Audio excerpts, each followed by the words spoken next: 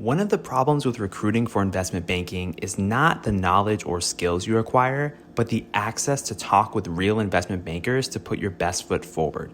Our sponsor, WSO Academy, can provide those connections with 60 head mentors who are finance professionals at top firms like Goldman, Centerview, and JP Morgan. Imagine being able to get on the phone within 24 hours with one of the Academy's 1,300 mentors right before a critical interview. Get on the waitlist for WSO Academy today by clicking the link in the show notes or by visiting wallstreetoasis.com/academy.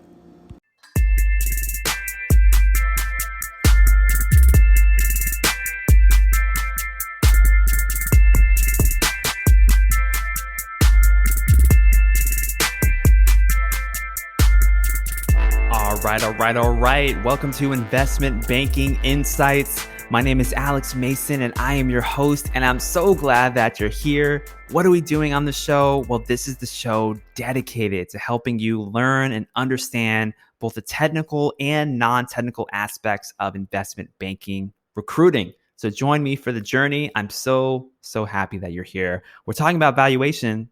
That's what we're on right now. So we just went through the major 3 valuation methodologies: comparable companies, precedent transactions, and discounted cash flow analysis.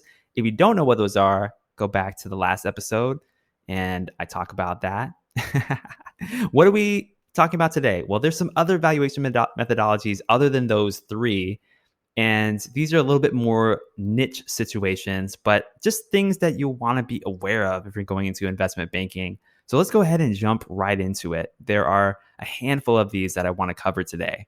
So first of all, we have something called sum of the parts, and sum of the parts analysis. You might hear that phrase. Now, this is a valuation methodology that's useful if you have some kind of conglomerate or a business that owns different divisions with very different economic characteristics. Now, the popularity of conglomerates has waxed and waned over business history, but in general, there's always some kind of conglomerates out there. You can think of companies like General Electric or Berkshire Hathaway as modern examples of conglomerates, although General Electric is kind of splitting up now, but in general, it's a good example. So before breaking apart its business, General Electric had several divisions. It had an aviation division where they made jet engines. They had a healthcare division where they made all sorts of medical equipment that was very sophisticated. They had a power division related to oil and gas. And they also had other lines of business. At one point, they even had a transportation business. Now, for example, the healthcare part of the business, you might value that very differently than the aviation part, for example. And you could think of this as trading at different multiples. Maybe the aviation business trades at 10 times EBITDA, or the healthcare business trades at 15 times. So you can value each part of the business separately and then add them back up to get the overall value of the corporation. So that's a sum of the parts analysis, literally just breaking things apart and adding them back together. That's what the valuation methodology is at its core.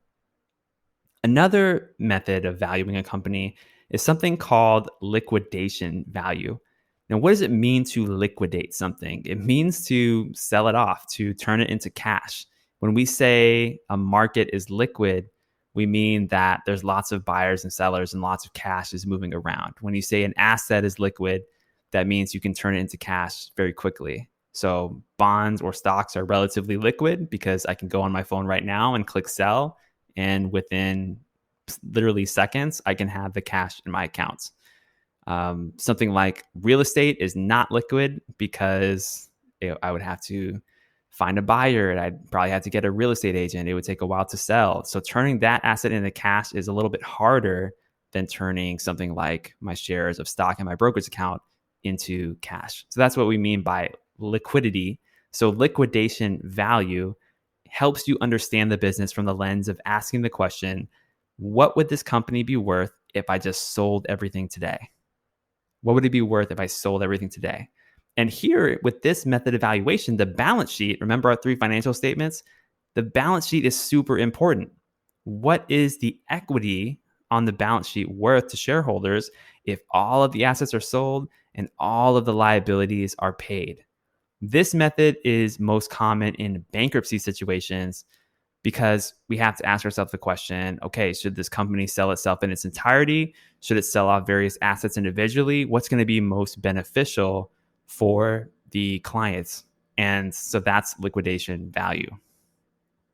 Next, we have M&A premiums analysis. And here M&A stands for mergers and acquisitions. This one honestly feels a little similar to the precedent transactions methodology that we talked about in the last episode. And essentially what is done here is you look at the premiums paid in prior deals, and essentially you back calculate by figuring out the worth of the other firm using some other valuation method. And then you compare what the premium paid was as a guideline for valuation of the current deal. So you're kind of looking at these premiums of existing deals. So very similar in my mind to precedent transactions methodology. Okay, we're going to keep going with these. So the next valuation methodology is called replacement value. And just like it sounds, it's valuing the company based on the cost of replacing its assets. So, for example, a factory may be on the books for $10 million, but if everything burned down tomorrow and the company had to be rebuilt, what would it actually cost to build the new factory? Well, it might be $10 million, but it might also be more than $10 million, or shoot, maybe even less, depending on the situation. So replacement value looks at the value of a company from the lens of what would it cost to build everything from scratch again, essentially. The next method of valuation that I want to cover is called future share price analysis. Future share price analysis. This is similar to the comparable companies methodology. So if we look at a comparable company that's publicly traded and look at the valuation multiples of that business, for example, price to earnings, EV to EBITDA, for example, and then we take those multiples and then we discount back to the present value based on the target company for this deal, then we are essentially back calculating the value using a combination of a DCF analysis and a comparable company multiple. Does that make sense? Essentially what we're doing is we're looking at these comparable companies, we're finding that multiple. So let's say we're doing a deal with Coca-Cola and we see that a comparable company to Coca-Cola is Keurig Dr. Pepper. And Keurig Dr. Pepper is currently trading at, I'm just making this up, 17 times PE, for example. So let's say, okay, we want Coca-Cola to be valued at 17 times at a certain point in the future. So what earnings level would that be? And then we can discount that back to the present and then look at what we think Coca-Cola is worth today based on that analysis. That's my understanding of it. There may be more nuances to it that I'm not getting fully, but I see it as this combination of DCF analysis and comparable company multiples. And then the last valuation methodology that I want to cover today is LBO analysis, where LBO stands for leveraged buyouts. And with this method, we're looking at the valuation from the perspective of a private equity buyer, also known as a financial sponsor. You might hear that term, financial sponsor. And what they're looking to get is an internal rate of return on their deals that's pretty high. So for example, you'll hear the numbers thrown around, maybe 20 to 25% annual rate of return, which is very, very good. So based on the deal at hand, how much could this buyer pay in order to hit that required rate of return for their clients? So because they want high rates of return, private equity firms are typically willing to pay less than other buyers, typically known as strategic buyers. And strategic buyers, that just means that they're corporations that are not in the business of deal making. For example, like your typical company, like a Procter & Gamble or an AT&T, those businesses are in the business of consumer products and telecommunications, respectively. They're not focused on making deals, whereas PE firms are focused on making deals. So they're going to want to pay less money for businesses in order to get that higher rate of return. And also strategic buyers are a little bit slower to execute than PE firms, but they usually have more capital available to make a deal. So with those nuances aside, an LBO analysis is essentially looking at it like, hey, if we leverage this company up with debt and we optimize for increasing our rate of return, how valuable is the company based on that analysis, and how little can we pay? So that's another lens that you can look at in order to value a business. So those are some of the less common but also important methods of valuing a company.